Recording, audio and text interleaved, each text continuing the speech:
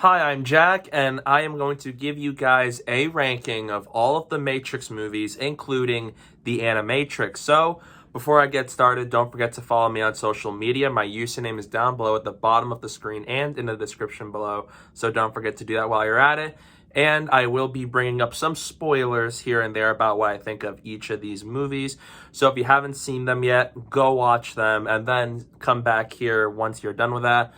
And with that said, I am someone who has an interesting relationship with the series. There are some movies that I think they're good, don't love them though. One that I love, one that I absolutely do not like at all. And so it's an interesting thing with this movie series. But now that we have The Matrix Resurrections for 18 years after Revolutions, I think it is time to just rank the movies now that we have that. So with that said, let's get started. In last place is The Matrix Revolutions.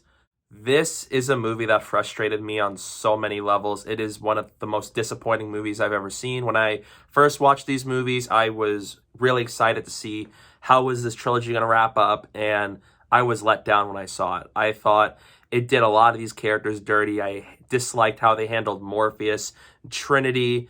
They barely got a standout moment for me, and I didn't like how it focused so much more on Zion and very little time on the actual Matrix, because the Zion stuff I wasn't really that invested in, and so the fact that that got so much focus, it really took me out of the movie in a few ways, and it was also dampened because I don't care or connect with a lot of these other characters from Zion, so it made a lot of that focus not that investing for me compared to what happens with Neo and Trinity and them.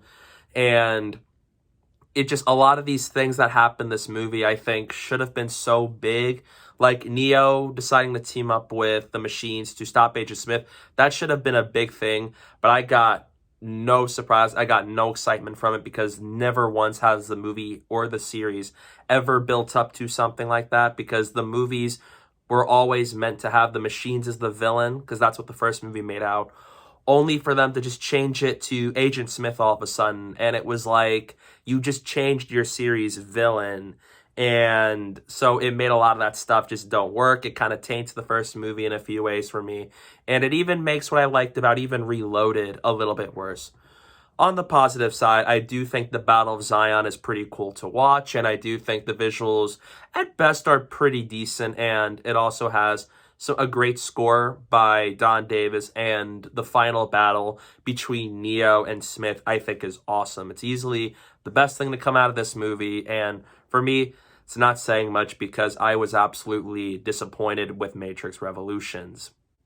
And it also hurts that even with Matrix Resurrections, it made me look back at this movie. In some ways, it made me like a little bit about Revolutions more. But on the other hand, there are quite a few things about it that I still think this new movie really made it a whole lot worse for me. Now, these next two placements are extremely tricky. Ever since, like, the last few weeks, I've debated, where do I put these two movies? Does one go here, the other go here? It's tough because there are two ways I could see this. There are two ways I could rank these, so it could go either way. But for now, this is kind of how I'm going to settle it because this is very tough for me to go for. In fourth place is The Matrix Reloaded. Now, on the positive side, I do think some of the ideas it has, I think, are great. It had some good ideas, it had some bad ideas, but I thought the action sequences were really cool stuff there, especially the chase sequence with Trinity on the highway, and especially Neo and the agents way earlier on in the movie, and Neo versus the Merovingian and his men. Like, that stuff is great. I think the action's really cool to watch, and they're even shot very well. And I thought visually it's fine. There are some sequences that look good, some do not age very well.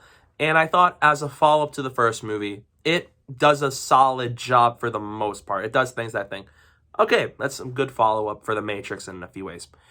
However, I did not like the last 28 minutes of the movie. Once the architect shows up, it deconstructs everything about the first movie, and it also just sets up Revolutions and also brings this movie down because I do not like Revolutions. And so it taints Reloaded in a few ways as well.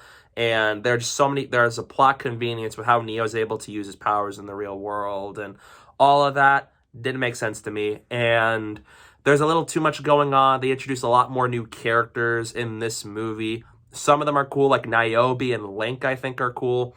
But then some of the people of Zion, I never cared for Zion. I think interesting idea. It is important, but I never really got myself invested in that than what's happening inside the Matrix.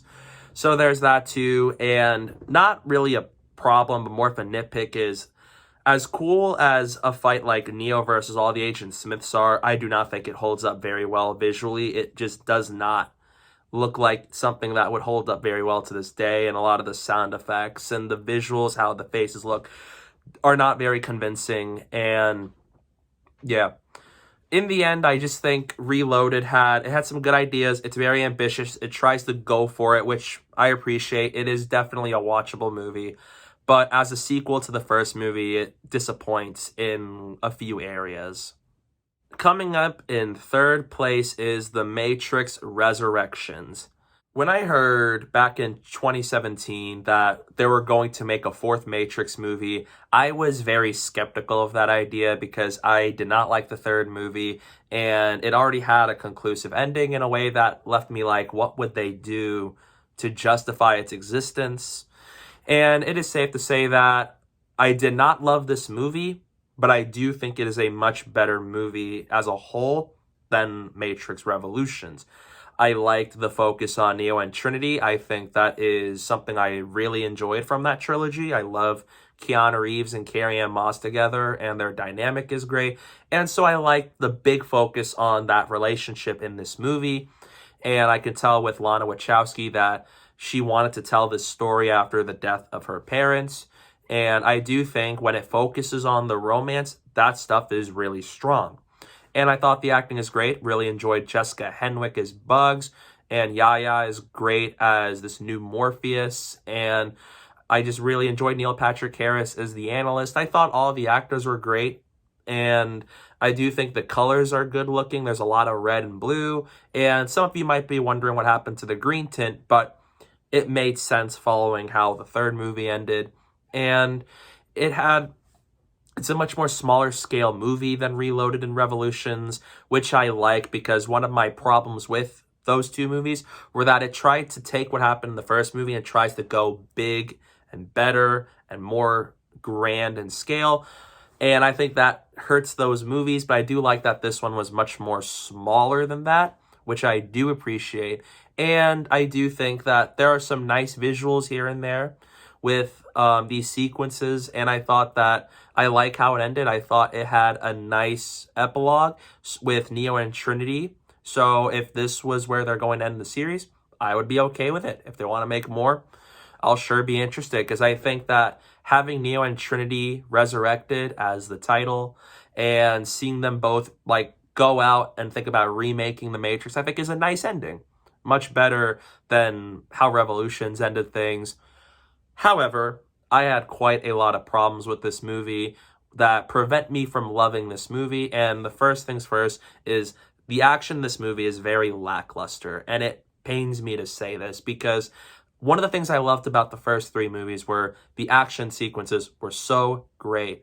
But here, aside from that fight with Neo and Groff, even though that was just a remake of that fight in the first movie with Neo and Smith in the train station, I thought the action was not memorable, was not very well edited either, and it felt really choppy at times. It keeps cutting from corner to corner, and it was just a lot of gunfights, and the action feels very generic here.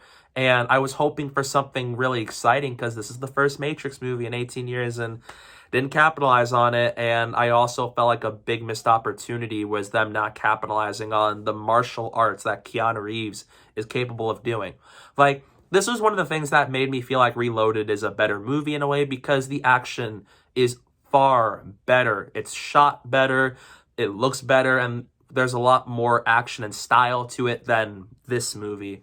And this movie didn't do anything that just would be memorable to me. And the fact that it didn't capitalize on the martial arts, even from Keanu Reeves, I think was a big missed opportunity in this movie. And I didn't like how certain characters were just underutilized. Like, Carrie-Anne Moss's Trinity is great, but she doesn't do anything in this movie big until the climax happens. And that makes some of that Trinity stuff feel underdeveloped. And Morpheus, he's so important in the first half of this movie. But then once they go to the city Io, then he's just a background character for the majority of this movie. And Neil Patrick Harris is fun to watch as the analyst, but his character is just a plot device. And I didn't like how they handled some of these characters. Oh, and the biggest frustration of them all was how they utilized Jonathan Groff as Agent Smith. After Revolutions, it kind of makes sense for them to just completely abandon Agent Smith. That was it. But then you have the whole Neo comes back, and so therefore so does Agent Smith, and that they're like, it's the light and the darkness between the two of them. So there's that. But the problem is Agent Smith had absolutely no relevance in this entire story. Like, anytime he's on screen, it feels like the movie halts because they didn't actually give him a relevance to be in this story that revolves around Neo and the crew trying to save Trinity from the analyst. And he had some moments that were great, but he just did not leave any impact on me. And it certainly made me feel like whenever he's on screen, the movie halts. It makes me feel like this was Cheetah in Wonder Woman 1984, where they have something to do, but it doesn't do anything for this story, and it felt like a filler aspect. And that whole exile sequence where the crew fights the exiles when Neo wants to see Trinity, that felt like a pointless scene because before and after that, nothing happens to it in the end. And it definitely did not capitalize on some of the characters it brought back from the sequels. Niobe's in there in the IO scenes in the real world, but that's about it. They brought back the Merovingian, which I was really looking forward to seeing, and he was just a comedic relief character for like one scene. That felt like a waste to me. They had a lot of great characters to use, and some of them, I do not think they did a great job capitalizing on them, because at certain points, they just don't do anything until a certain point. So it's like they're there to do their purpose, and then once that's up, boom, background character, or they're just not there at all. And that bums me out. But the biggest things I had a problem with are the pacing. I thought the pacing isn't that great. It's a little better paced than Revolutions is. But in the middle, it does not feel very well paced in the middle. It just takes a while to go from point A to point B. And I didn't like how they decided to have a lot of the exposition just be through dialogue. At times, it's not even investing to me, and it's so hard for me to lock on and engage when almost every single line of dialogue is them just telling you all these things rather than show me these things, which there are sequences where they do, and I do appreciate that. But at times, the exposition wasn't that interesting, so the fact that a lot of it's through dialogue just gets really uninteresting for me. And the biggest problem I have is this movie, I do not think, does a great job at being meta because it pokes fun at itself in a way that makes it hard for me to take any of this seriously. So why am I supposed to care about any of this if you're making fun of yourself? And the whole first half of this movie was very meta, where it keeps telling you things like bullet time, first Matrix iconic, the trilogy was awesome, and all of that. And I get it. Some of the jokes that were meta actually did work. I did like the idea that Neo was like a video game developer of the Matrix. So there are some great ideas that I do appreciate. I just did not think they were executed very well. And I think a lot of the meta-ness feels really in your face. And at times it just got really annoying to me. I could not take it seriously. And it really hurts the movie in a way because it makes me want them to focus more on the actual romance between Neo and Trinity rather than all this meta stuff. And then adding to that too is the nostalgia factor. Some of it was cool, but some of it just, it feels there for the sake of being there. I didn't feel like there was much for a reason. Certain characters coming back were cool, but a few of them just had no relevance in the story of this movie. So it made me feel like, what was the point in that? And it didn't feel necessary to me, and that bums me out because, again, they had great ideas with this movie. I just think the execution wasn't quite there for some of it. So in the end, I would have been like, this is worse than Reloaded, because Reloaded is a better paced movie and has better action, but Resurrections is a more consistent movie, and it also has a better story than Reloaded does, and it had a better third act and a better ending. So it's a much better place to leave off the franchise than Matrix Revolutions 18 years ago. And it is a movie that I do like. I can definitely watch it, but I just don't love it. So for that reason, it comes in third place. In second place is the Animatrix. So this came out around 2003, when I think after Reloaded came out. And I actually thought the Animatrix was pretty great. I thought there are some shorts here and there that I really liked. I love the detective short. I love the short about the machines. I love how it expands this whole world of the Matrix, and this is how the war started. This is what happened. This is what kicks off all of this. And it explores some of these themes, like one of the shorts explored deja vu, and some of the shorts involve just the human body and how much that can sustain. And there's some really cool stuff here and there. And that also just, in a way, it's interesting stuff. Like, I really enjoyed that detective story. I think that was fun. And even the animation in each of these shorts look really great, too, which I really enjoy as well. The only thing that holds this movie back, but it's not too big of a problem for me, is just the fact that some of the shorts aren't as compelling as some of the other ones. And at times it makes the pacing of the Animatrix as a whole feel a little slow. Because again, some of the shorts I loved, and then there are some of the shorts where wasn't too invested in, didn't care all that much for. So there's that, but I do think it had some great ideas, and it did expand the world of the Matrix in a way that I thought this was great. But without a doubt, coming in first place is The Matrix.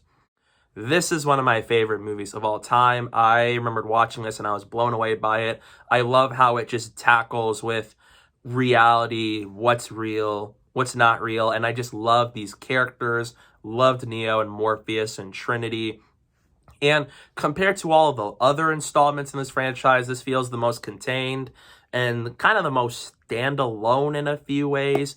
And I liked how it tells the story about Thomas Anderson, who meets Morpheus, and how he realizes that he has to question his own reality, that everything is not what it seems. And I love seeing Neo just on this journey in this movie to becoming the one. There's a lot of stakes to be found here. I felt danger. The actors are fantastic, especially Hugo Weaving as Agent Smith. And I love the action sequences in this movie. It's very well done, way ahead of its time. And visually, they look fantastic, and they hold up extremely well to this day. And I just love a lot of the more philosophical elements that came with this movie, and how it makes us question our own reality and our own existence, and with AI and life and all that. And I think it does a really great job at all of that, and I do like a lot of the ideas it went with. There are some things I could nitpick here and there that I've discovered on my recent rewatch, but doesn't bother me. I love this movie. Visually, it's fantastic. The acting is great. And it's just such a fun movie. And it's also a fantastic movie. And easily, The Matrix is one of the most influential films and one of the greatest films ever made in the history of cinema. And for that reason, The Matrix comes in at number 1. Let me know down below in the comments section, what's your ranking of the Matrix movies? I'd love to hear it down below in the comments section. Again, what are your thoughts on this franchise? Are you a diehard Matrix fan? Are you someone who just loves the original, or you're not too crazy about it? I'd love to hear it all down below in the comments. And thank you guys so much for watching. And don't forget to hit that like button and the subscribe button. And stay tuned for more.